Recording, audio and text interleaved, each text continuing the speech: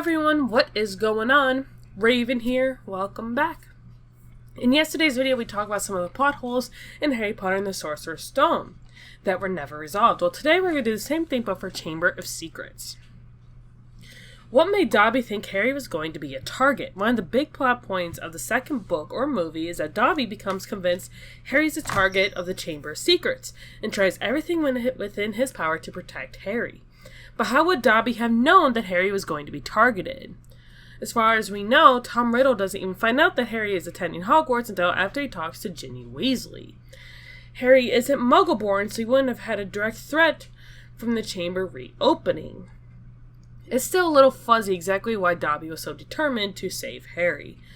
My only thought on that is that he overheard his masters at the time talking about the chamber and Harry and all that. That's how he figured it out.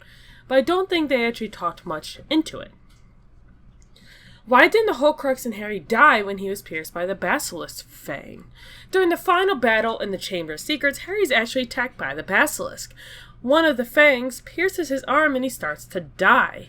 Riddle is content to simply watch him die, but it's curious that the Basilisk venom did not extinguish the Horcrux inside of Harry, since later we learned that Basilisk venom is one of the few things that can destroy a Horcrux. J.K. Rowling did clear this up later on by stating that venom would have had to fully destroy the Horcrux as it did with the diary. Had Harry died from the wound, the Horcrux would have been destroyed. Would the Basilisk actually fit in the pipes? This is a question that has been a point of contention among the fandom for some time now. In both the book and the film, we know that the Basilisk travels around Hogwarts Castle through the pipes. Hermione learns this after some diligent studying before she is herself petrified. It is why Harry hears mysterious whispering and Parseltongue throughout various corridors.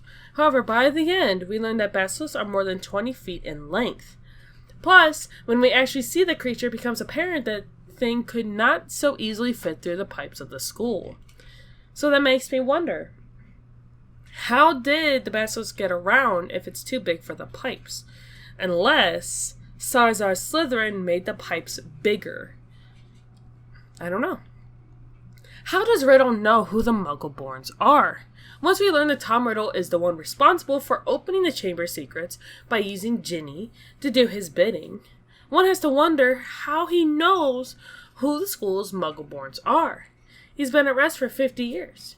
It seems strange that he would know exactly which students to target at any given time. Is there some way he's able to magically sense the blood status of those in the castle?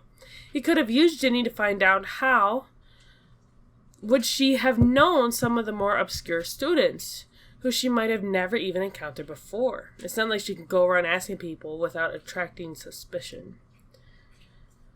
The basilisk has strange eating habits. We've already established that the basilisk was a monstrous creature. How on earth did it survive down the chambers for years, even if it was asleep during that time? Once it was awakened, it would have to feed on something. It didn't eat any students at the school that we know of, so how did it get its constant stream of food?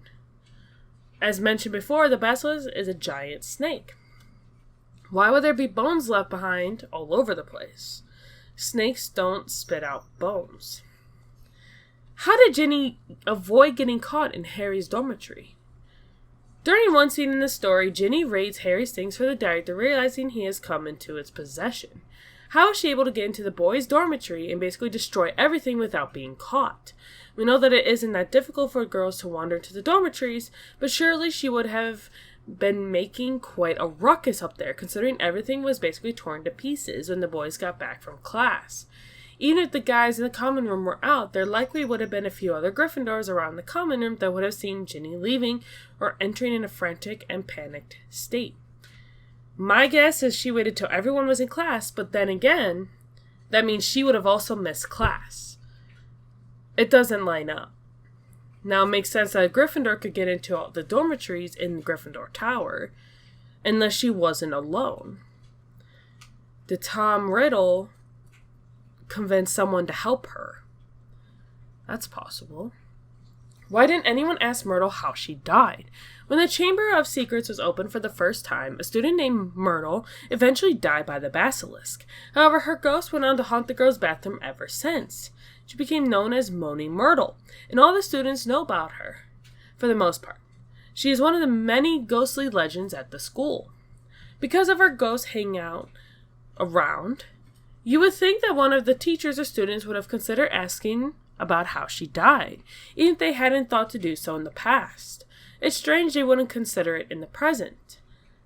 We know Myrtle has no issues in talking about her passing. Why didn't Ron's wand work, but Hagrid's does? Ron's wand gets snapped in half during him and Harry's excursion in the flying car against the Whomping Willow. The willow wreaks havoc on the car and the two boys inside. Ron's wand is only kept together by a piece of Spello tape and continues to malfunction throughout the entire book and movie.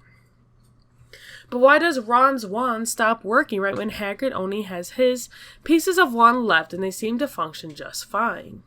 He's had a few incidences such as giving Dudley a tail, but for the most part he gets on fine with the pieces stowed away inside his umbrella.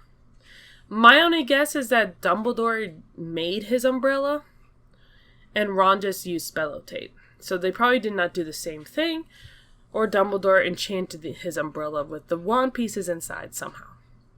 How did Lockhart get away with flying for so long? Gilderoy Lockhart, a famous wizard due to many incredible feats he has accomplished in the wizarding world. We're led to believe that he has vanquished countless monsters, cured illnesses, defeated dark wizards. Later, we learn that Lockhart is complete fraud and has merely been taking the credit for things accomplished by other wizards.